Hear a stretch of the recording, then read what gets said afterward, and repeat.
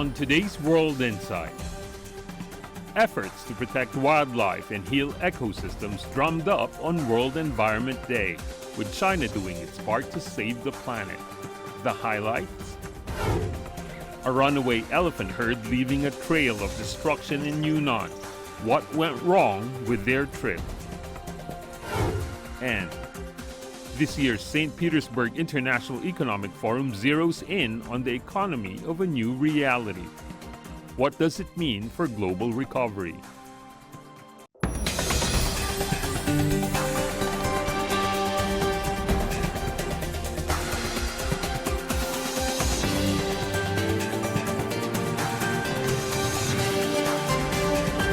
Here is our host, Tian Wei. Hello and welcome to World Insight. I'm Tian Wei. World Environment Day is around the corner. This year, the theme, Ecosystem Restoration, is set to kick off a decade of initiatives to breathe new life into natural habitats, covering billions of hectares. As the world's biggest investor in renewable energy sources, China has made environmental protection a priority and has been walking the talk on its carbon neutrality pledge. That's a commitment to peak emissions by 2030 and achieve carbon neutrality by 2060. Chinese President Xi Jinping has reaffirmed China's commitment to climate actions at the Leaders' Summit in April. All eyes are now on the UN Biodiversity Conference, also known as COP15, set to take place in the Chinese city of Kunming in October. So what's next for China's efforts against climate change and biodiversity losses, and that of the world? Ask that question to my panelists.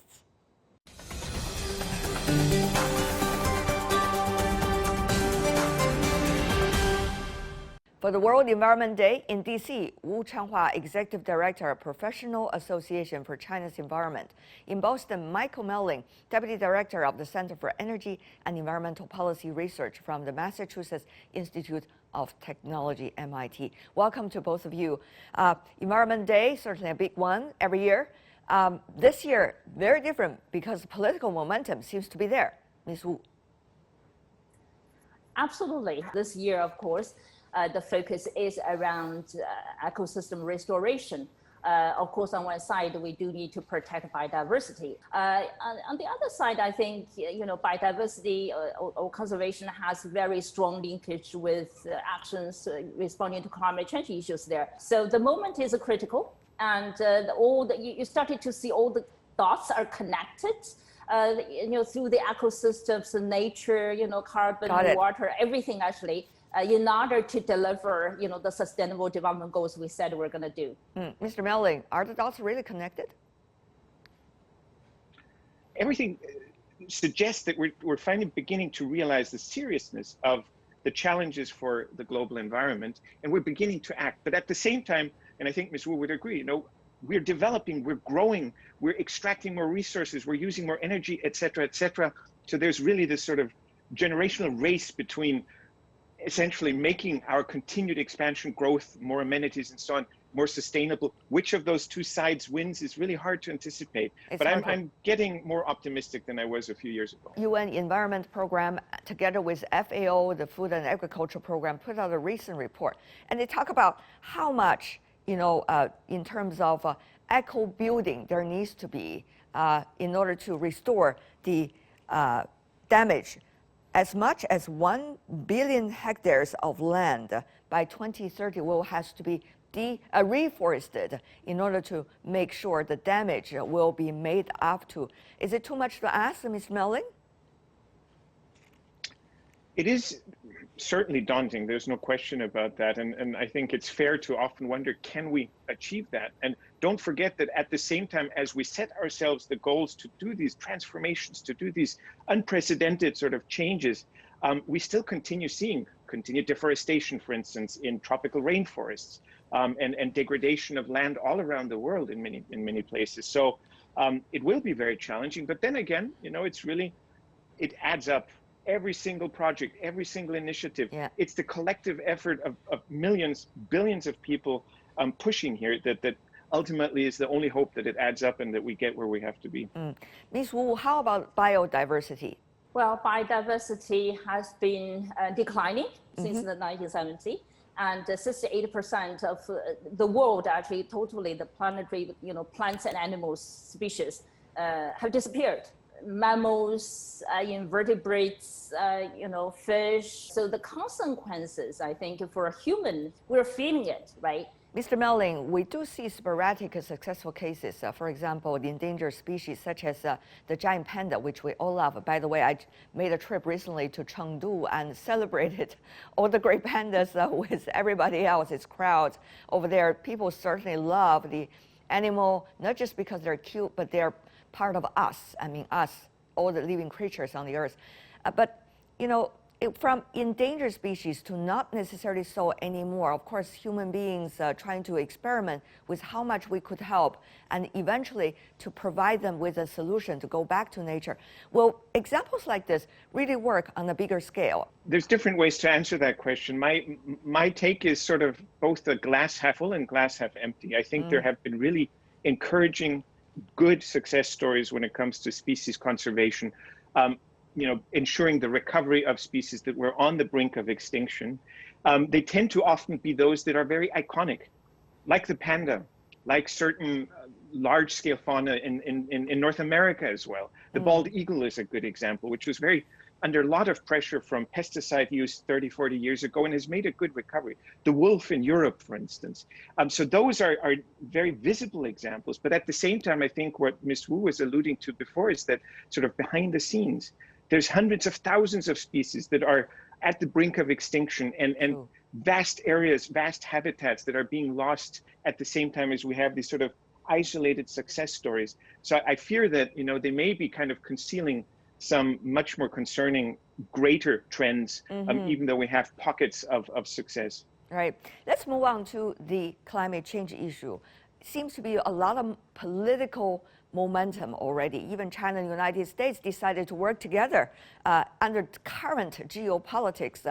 It's a rare thing. But Mr. Melling, a lot of goals, no clear roadmap yet.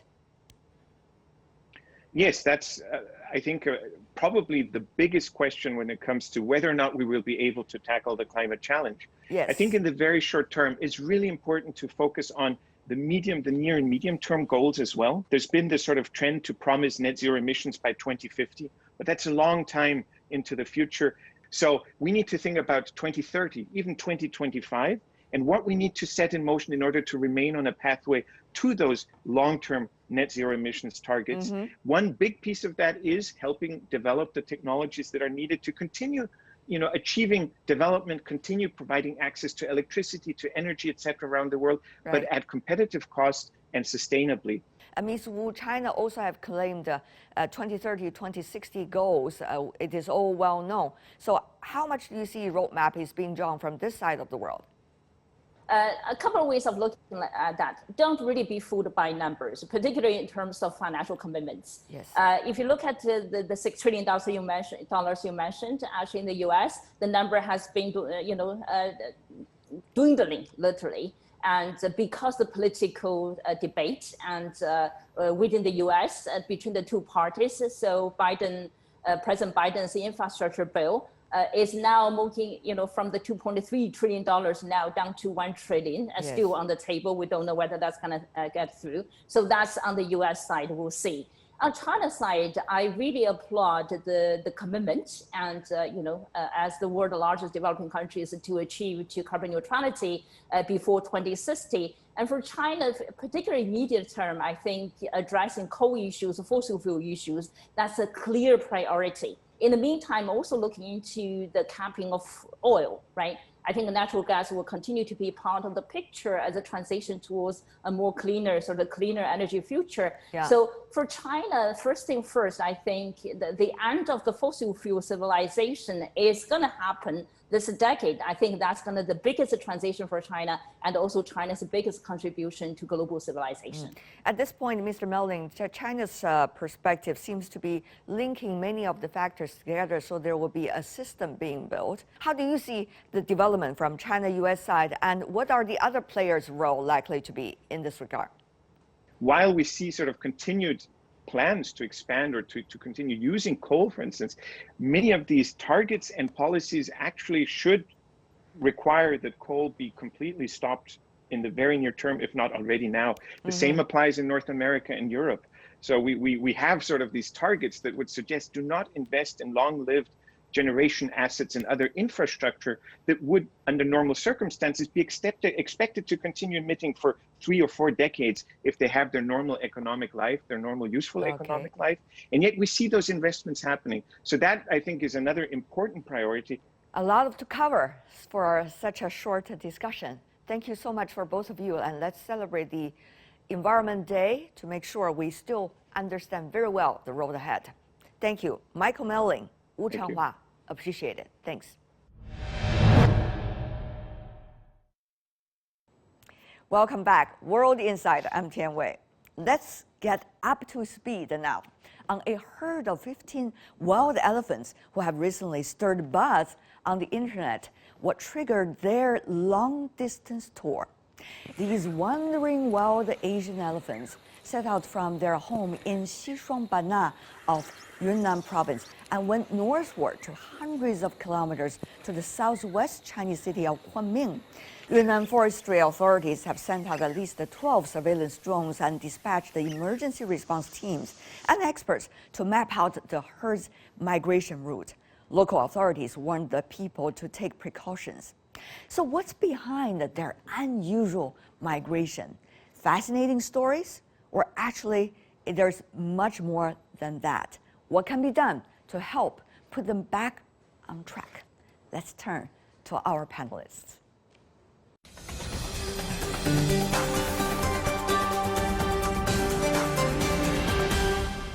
For more on the wild elephant herd, we are joined in Beijing, Professor Lu Zhi, Professor of Conservation Biology from Peking University.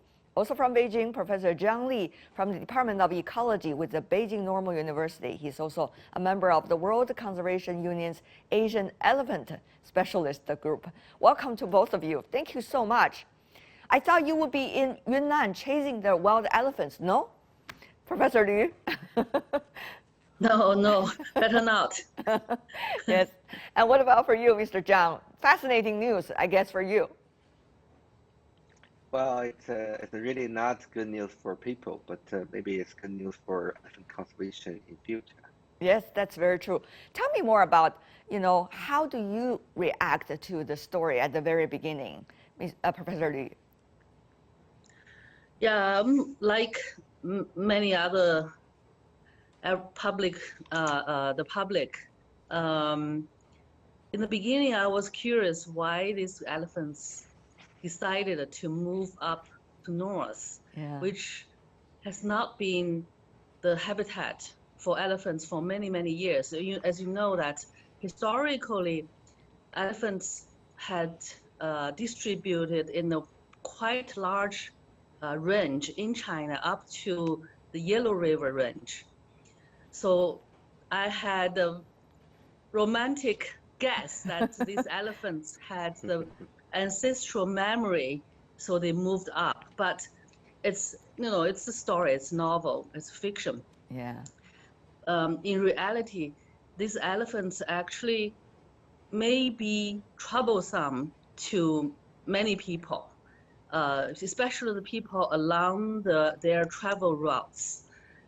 But why do they come to the non-habitat region to fetch for food? So that raised a big question for me. So I began to study with my students and colleagues to try to understand why. This is not easy. We still don't understand. If we may communicate directly with elephants, then we may have a better answer. But so far we're guessing, right? Right. We're guessing they are searching for new habitats, or we're guessing when the population at the local local habitats now begin to expand. So naturally they try to fetch for, search for new habitats, new territory. Suitable habitats in the current elephant range has been declining. All these are signals, maybe signals for this elephant to move out. In fact, there has been many groups of elephants moved out from their original habitats in past 10, 20 years. It has been a phenomenon for a while, but this time, this move has been more significant, more longer distance. It's obvious that in the north, there isn't suitable habitat for elephants. There are more people than elephants, more cities than forests. So these elephants won't find a suitable habitats in their direction now, moving toward. So how to persuade them to move back quote is unquote. a difficult question. It is a difficult question. Professor Zhang, you've been working with wild animals, particularly wild elephants, for decades. Tell me more about your assessment. Nobody knows for sure exactly what happened, but your assessment so far. In recent 20 years, I think I found that the China population of wild elephant increased from 140 something back to 1970s. Now it's up to about 300 individuals in the wild. This is the achievement of a significant achievement of wildlife conservation in the past 2-3 decades. But on the other hand, our study also learned that the suitable habitat in Xishuangbanna particularly declined about 40% in the field. That means, on one hand, we have an increasing elephant population, but on the other hand, their suitable elephant habitat in the field declined dramatically in the past years. This is a typical conflict between the wildlife conservation and rural economy development. So I believe this is a key factors, key reasons for those elephants migrating out of their original homeland. But Professor Liu, if I could come back to you, you've been working so much on the conservation of the giant panda over the past years. I remember our first conversation, in fact, was about that. That was 20 years ago, believe it or not. It was, at that time, things were not very promising, even though a lot of efforts were being made. But now it's different, right? With more human efforts, it seems that the giant panda has been delisted from the most endangered species to the endangered species. So that's already a temporary success in a way. So Professor Liu, how do you see, these very different approach, giant panda vis-a-vis the wild elephants that we talk about? Both seem to have some successful stories. Numbers increased, but very different approach. Yeah. One is nature conservation. The other is maybe humans try to cultivate and release them into the wild. How do you see these different approaches? Well, the giant panda is also a large mammal, but they depend on bamboo, which is very abundant in the wild. So with certain level of protection, if people don't hunt, if the habitats, the bamboo forests, is protected, the population also naturally expand, and relatively also the pandas moved up to higher populations to try to avoid people.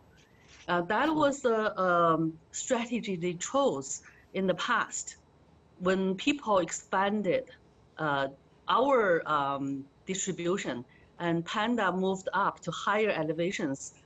So they can survive still until today. Now with the protection, the habitat expanded also. Available habitats expanded. So more space are made for pandas to survive, and more areas also protected, set up, designated as nature reserves or national parks to ensure panda's long-term survival. So panda, we do have a successful, cheerful story to celebrate. Not only panda, many other species living in the same range together with panda also benefited. Another area that we see a great improvement in conservation is the Tibetan Plateau, which I also worked in past 20 years on snow leopards and other species, large mammals too. And we also see a significant expansion of population, where you also begin to cause conflicts with people. For example, snow leopards will kill yaks, domestic yaks, livestock to eat. And brown bears will break into people's houses to find food.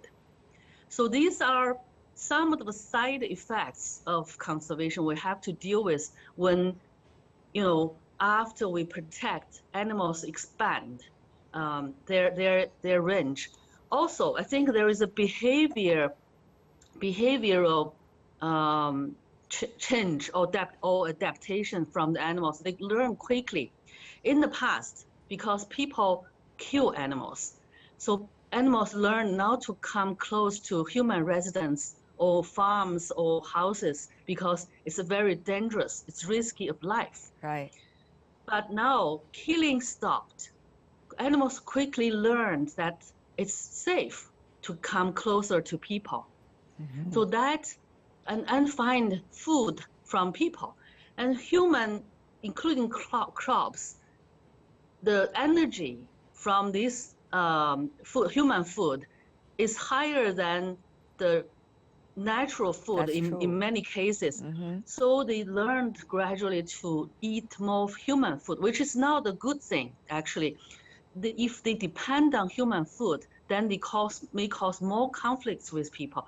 That's something we don't want to see. Yeah, we do not know. We have to deal with that to separate people and wildlife in a way, including, I think Professor Zhang and his team had done some experiments. He told me the other day that experiments on growing crops that elephants don't like to eat, for example, in the farm. Yes. Yeah. These are fascinating stuff. stuff. People are there for a long time. They cannot be moved, easily to elsewhere. We used to worry there's not enough space for the wild animals to survive, but now with conservation efforts, progress has been made, but now there are new questions being raised, how to coexist, how to not interrupt one another, or what should be the ultimate relationship between human beings and the wild animals. Those are fascinating questions. Certainly to me, not an expert, but I'm sure to you as experts too. Professor Zhang, your take, finally. As we know that we got taught wildlife are human beings' friends, but actually they are really wild. They are wild animals, so I believe we need to we need to keep a certain distance, safety distance with wild animals. So although I love elephant, I love panda, but I definitely will keep a certain safe distance with these animals. We are not really close friends, as close as we can get together every day, but with the achievement or successful achievement of conservation in China, wildlife population is increased, and I believe that it's really time for us to think about carefully how to deal with the conflict between, how to balance the conflict between the conservation and the development.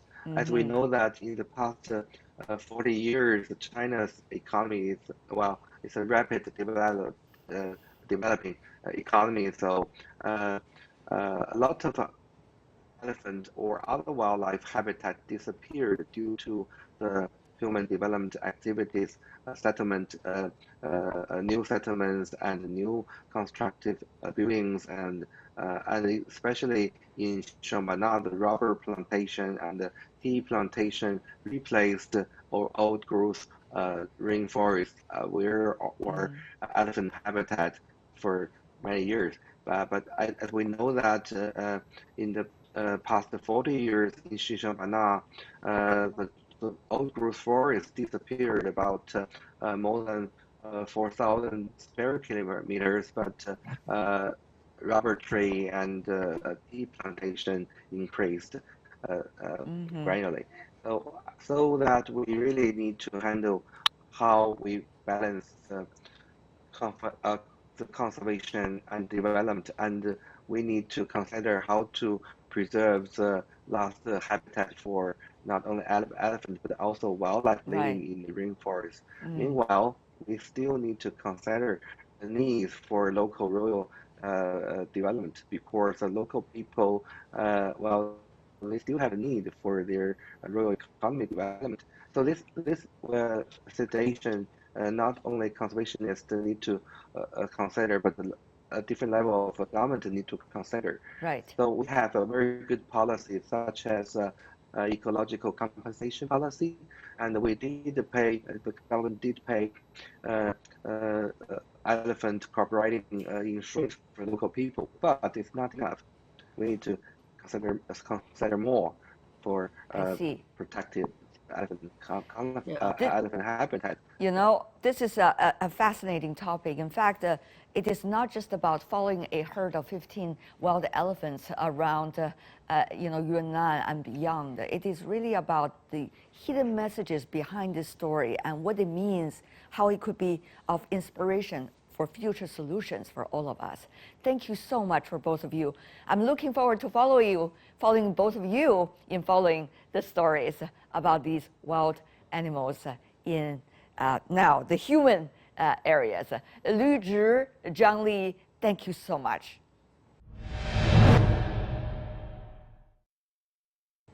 And you're watching World Insight with me, Tian Wei. Coming up, this year's St. Petersburg International Economic Forum gearing up to talk about the post-pandemic economy of the new reality.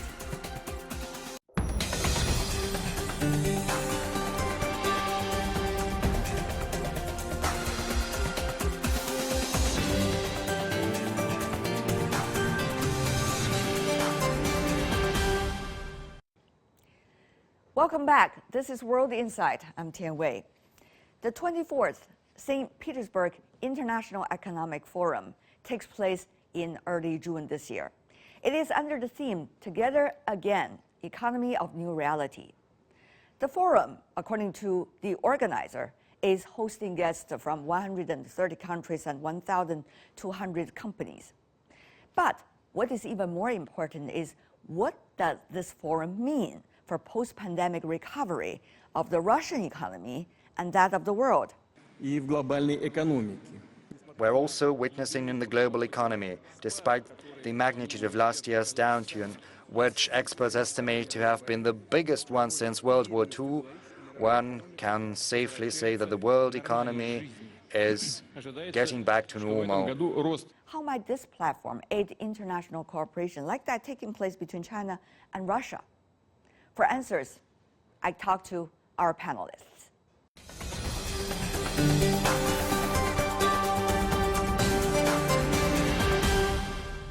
We're joined from St. Petersburg, Jim Rogers, world-renowned investor, chairman of the Rogers Holding. Good to see you, Jim.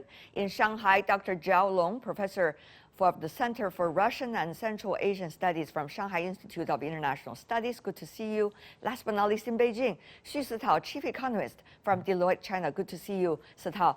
Let me start by asking you, Jim, the recovery of the economy, whether it's going to be real recovery or overheated, or it is going to be a joint recovery, or just a few economies. That's the key question there. Mr. Rogers, your take, briefly. Well, it's a real recovery right now because there's been so much money printed and so much money borrowed and spent. So yes, you put trillions of dollars into the world economy and things are getting better.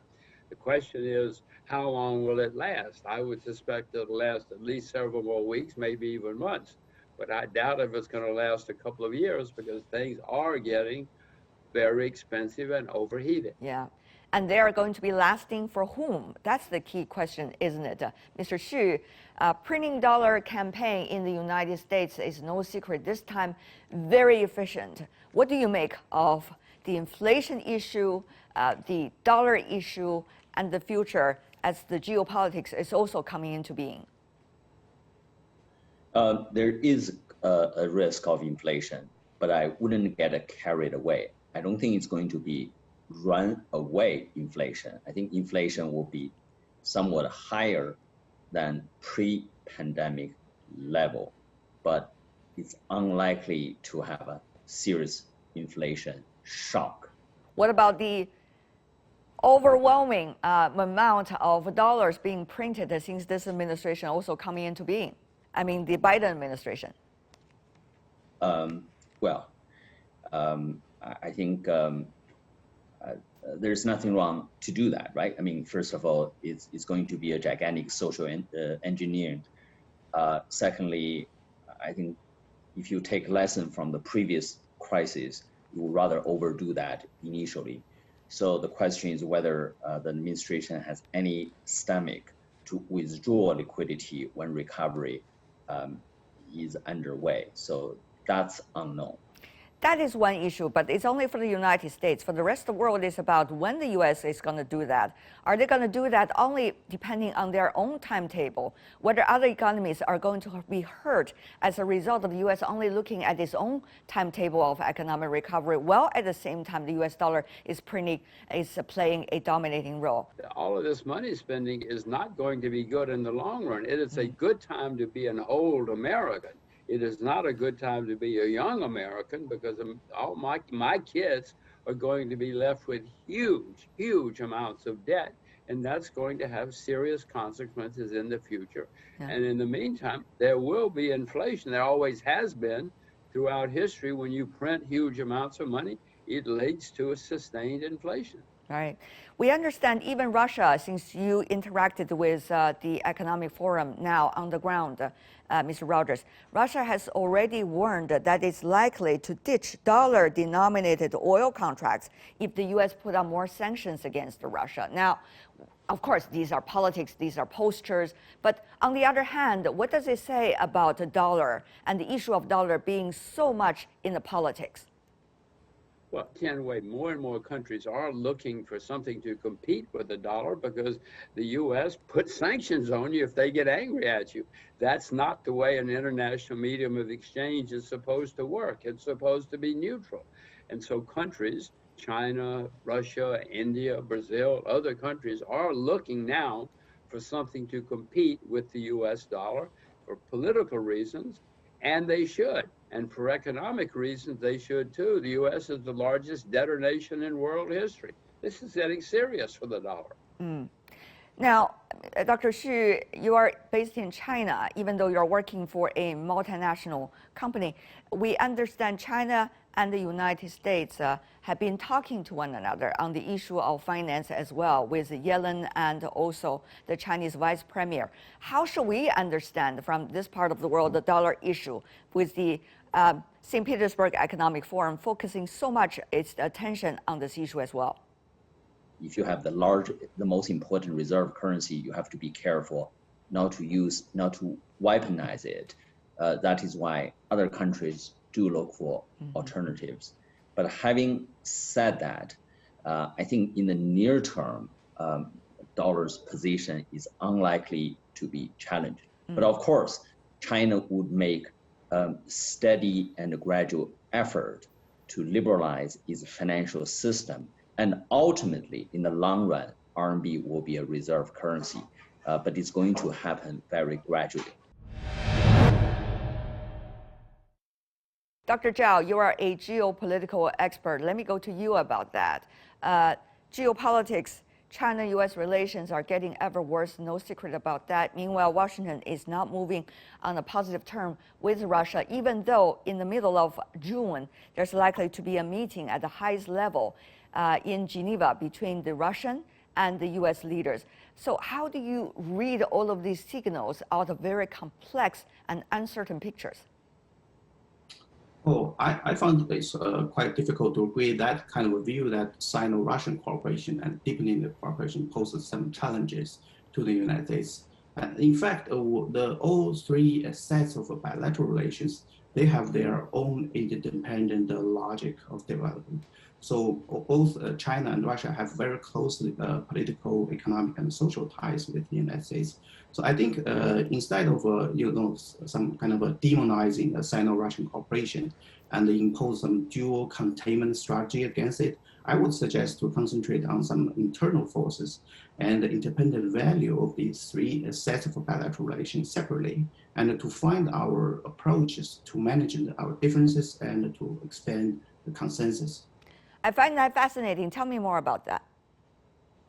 I think it's very important to know that China and Russia, we have already discovered some kind of golden principles of interaction, such as non-alliance, non-confrontation, and non-targeting, especially on any third party. I think it surpasses the institutional constraints of necessity to establish any type of imaginary enemies as the consensus building measure.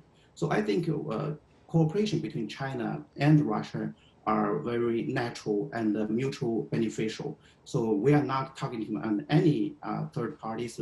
In the other way, we are providing some public goods to establish kind of a new type of interactions between major powers. This is more valuable for other countries to observe, I think. How would you say the success of Biden administration's policy approach and that of Washington right now toward China and Russia? Some suggest, and jokingly talking about it, that if China and Russia are getting ever closer together, then that means a huge failure of this Biden administration policies toward the two countries and its approach, approaching geopolitics. Do you see that is the way to look at it? Of course I do. It's happening. As I say, if the trade is expanding between the two, lots of things are expanding between the two. Mr. Trump made enemies many places, including China and including Russia. At least someone in Washington knows that now and is trying to open the doors again. I hope they keep the doors open, and I hope everybody goes through the doors and we go back to having where everybody is trading and friendly with each other. I don't know if Mr. Biden and his people are smart enough to do that. Interesting. Final question before we go. We are still in the middle of a global pandemic. The variants are going to be a huge headache for all of us. Even though the global vaccination campaign is ongoing, there is still access problems, equity problems, and many related to it. So in the middle of all of this, China and Russia, the United States, are key providers of the current vaccinations that are listed on the WHO's shortlist for emergency use. How do you see these three countries are likely to play their role, even maybe a few years now in retrospect in that regard? Mr. Rogers, as an investor, how do you see that? Well, if the vaccines work and if the epidemic passes, it will be like every other epidemic, the aftermath. The economies expand for a while and everybody is very happy and pleased. It looks like the vaccinations work. I've had mine. If they work, things will be okay in a couple, at least things will be back to normal in a couple of years. That does not mean there won't be economic problems again. We've always had economic problems and we will have them again. All right. Dr. Xu. From China's perspective, I think China has made a very important adjustment just of late, and clearly to roll out a vaccine is a top priority. So my prediction is sometime in summer, China will achieve herd immunity, in urban China for sure. So that will lay the foundation for creating some travel bubbles between China and countries who are being effective in containing virus. So that's the second step. Then the third step, I think China will export vaccine, and then we go back to the normal days, as what Jim has alluded. Dr. Zhao. Well, I think there is a step that we can move forward and discuss the joint actions of ratification of those three type of or the vaccines provided by three countries for the international travelers. For example, when you have vaccinated by the vaccines provided by the United States or Russian, so China would have some green channels for those travelers to coming into China. Because in the end, the question still remains that how we can reopen our countries. True. It's not a question just for China, but also for Russia and the United States. So I think that kind of question with public goods meanings could be the priority for three of us for the deeper discussion. Zhao Long, Jim Rogers, Xu Sitao, thank you so much, gentlemen, for joining us. That's all the time we have for today. If you'd like to see more, search World Insight or check out our YouTube channel. Follow us on Twitter and Facebook. I'm Tian Wei. On behalf of the team, thanks for watching, and bye for now. Have a great weekend.